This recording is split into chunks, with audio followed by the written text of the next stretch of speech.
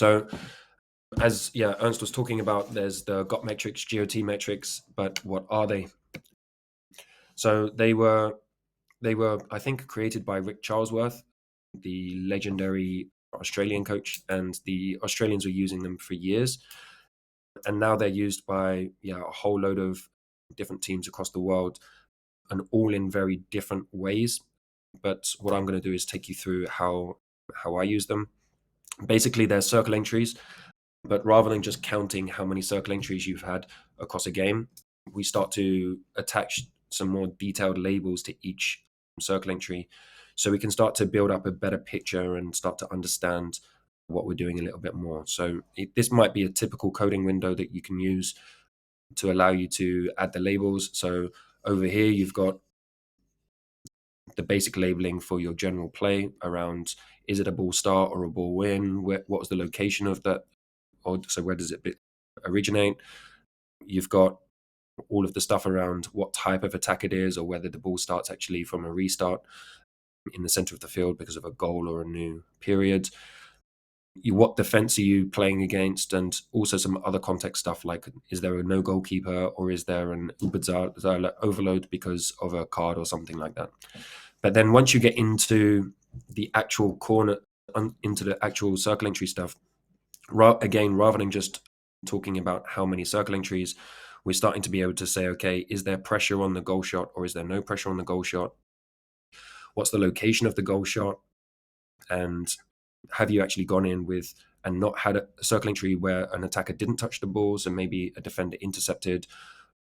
Or have you got into the circle with the ball, but actually you haven't been able to get a goal shot out of that? Penalty corner wins, penalty stroke wins, and of course goals. So there's a lot in there that you can really do in terms of adding labels. And then on top of that, you can add in like personnel labels and how many players are in the circle. Is it an overload or an underload in a circle?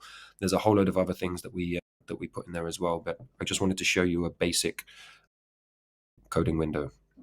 And all of this is because I think traditionally we talk about the quantity of circle entries or quantity of shots that we might be able to generate in a game. And we always used to think that was really important. But actually, there's a whole load of research, and there's a whole load of insight that goes into the fact that actually the quality of each of those circle entries is just as, if not more important. And of course, if you have one really good chance and that's it in the game, but another team has a whole load of half chances and they're able to score 10, of course, quantity is important. But we're assuming that both teams are able to generate a good amount of chances across a game, which would then give you a basic output window that looks something like this, where you're able to basically pick up each shot and generates a different number of points, which is then accumulated over here. And then you can see how many points per circle entry you typically get and how many points you typically need in order to score a goal. And the points, basically, for no touch, you get 0.5 points. For touch in the circle or control in the circle, you get 1 point.